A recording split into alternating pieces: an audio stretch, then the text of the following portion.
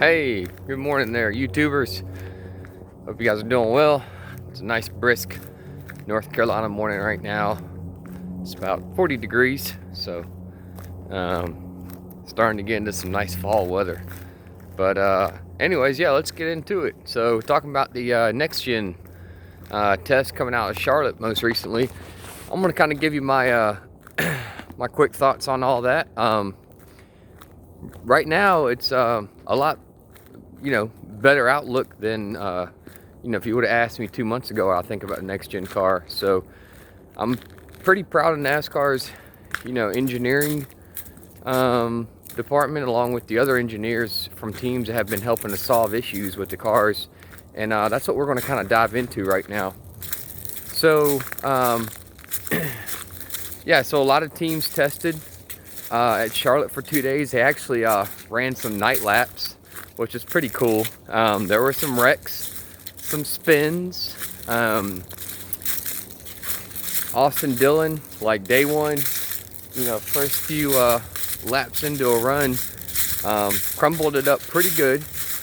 He got into the wall and just got away from him, I guess. He said there was lack of grip. Well, so NASCAR looked at the crash damage and they feel like the car did what it was supposed to do, and it I guess it took the impact how it was supposed to, so to say. And it was impressive because they had that car back out at the track ready to go and not very much time. So I do think these cars are going to be easier to tear down and reassemble and everything else. So that's pretty cool. Now granted, I'm sure that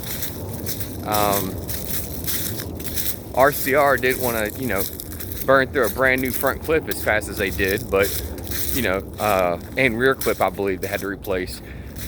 So anyways, that went pretty well. So moving on, they started off with a 7-inch spoiler.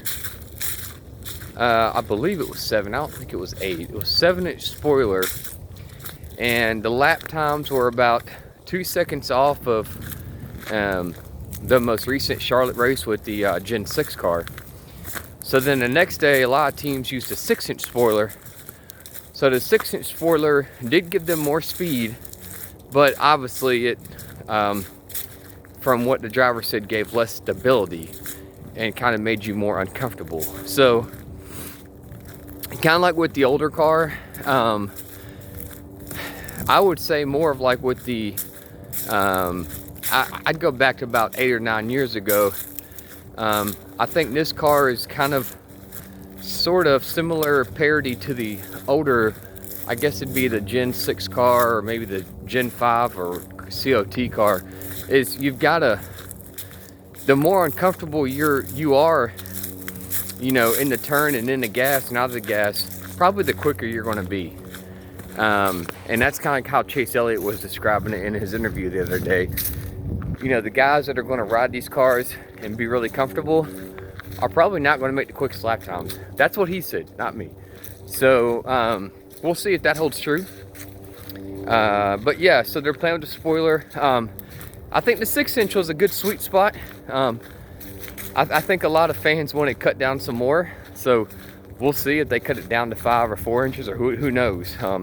I think right now too, they don't, they don't want, well, I don't know if they don't want it, but I would assume they don't necessarily want teams to be able to yaw the car out too much to, to ball them up into a wreck. But hey, you guys are doing a run. Yeah, buddy, what you doing good? Hey man, what's going on? Good job, yeah. Friends of mine running right there, so that was kind of funny, but we'll keep it on the video, I guess. They kind of caught me off guard.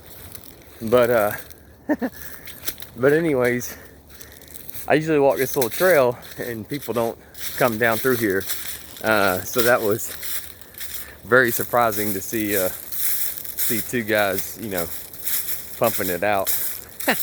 But anyways,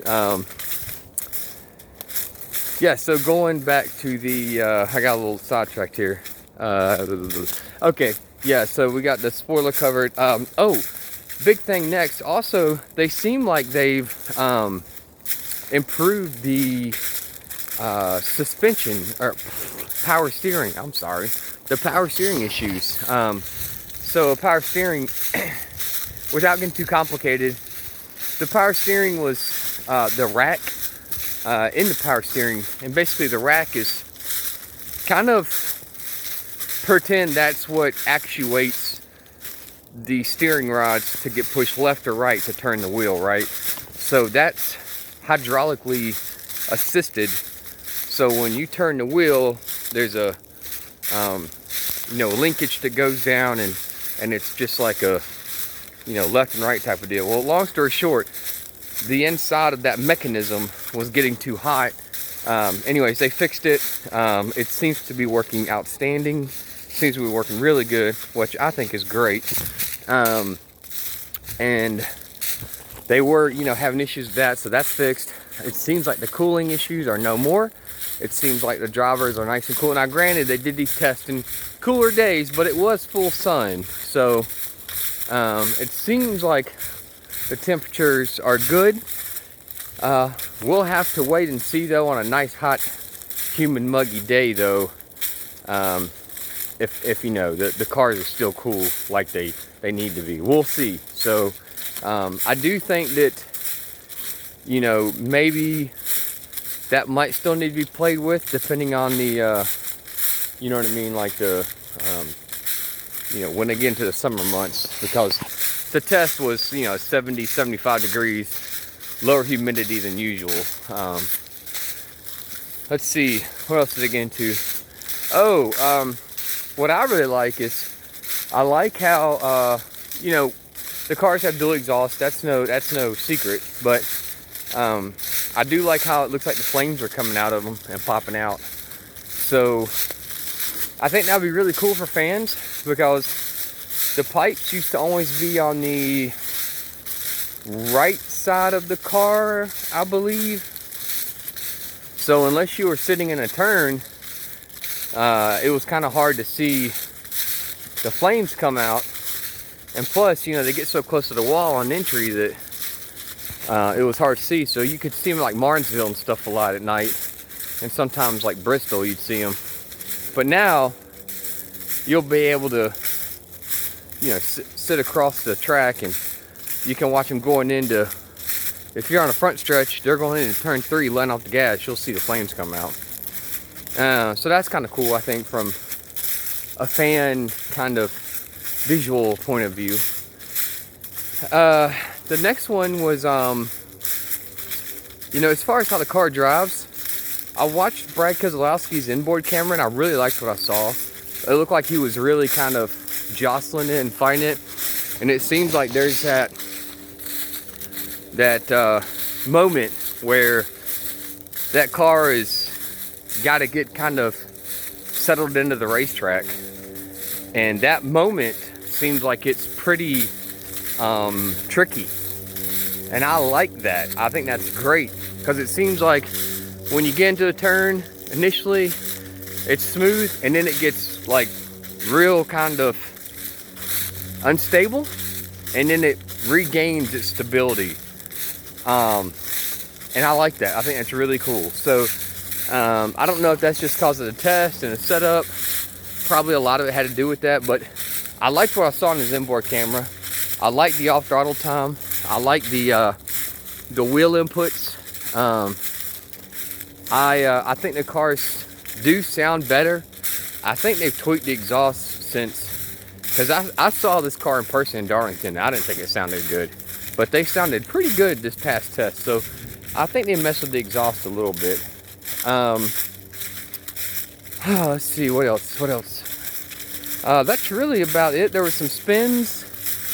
I think, was it Denny Hamlin spun out pretty good, but I think a lot of drivers were lucky that they didn't hit the wall. Oh, lug nut. Final one is the lug nut, right? That's what we've all been waiting for. So I have a couple of questions on the lug nut still. First of all, I don't think that they're gluing lug nuts in. I don't know. I'm assuming they're I don't know if they're gluing lug nuts or if when they take that lug nut out, it stays in the gun and you just push it back on. I feel like that would cause cross threading. You know what I mean? Like if you take it out, it stays in the gun. You know, the lug nut stays inside of the socket, right? So that part to me is kind of up in the air still. So because I just feel like these big lug nuts, you know, they run over lug nuts all the time and the tires just spit them out. But these are pretty big. And I don't think that these car tires are going to like busting over these lug nuts. You know, especially if one's laying like on its kind of beveled edge, you know, and it gets cut. I mean, because these things are, I mean, they're about this big around. They're like an 18 millimeter. So I'm pretty concerned about that if that's the case. I would rather see them be taken off, held on to in some manner or whatever, and then, you know, put back on. So I need to ask Bob Parkhurst about that. But yeah, so anyways, the pit stops don't sound too bad. Those guns actually sound better than I thought they'd sound. I thought it would sound like the old brrr, but it's a much quicker, you know, which is cool. So, you know, they don't sound the same, they don't sound as good, but they don't sound as bad as I thought they'd sound either. I think they got a good pit gun, and yeah, it'll be all right. But those are my concerns, though. And I will say that basically this way, so they're not reverse threaded or anything like that, but you know, we'll see. Like maybe, you know, you'll still see some mistakes with guns jamming or whatever the case may be. I don't know. We'll see. Maybe there's errors that will still happen. So it doesn't look like the pit stops went down a whole lot in time. I think they only cut like a second or two off maybe. And I think at this point you're going to have to be waiting on fuel. So who knows if the fuel pickup is quicker in this car or not. But you might still see similar pit stops just because the fuel takes so long, if you're having to get a fuel tank of gas. So anyways, hope you guys enjoyed the video. I'm out. Have a good week. Comment below and let me know what you think of the test that you saw at Charlotte.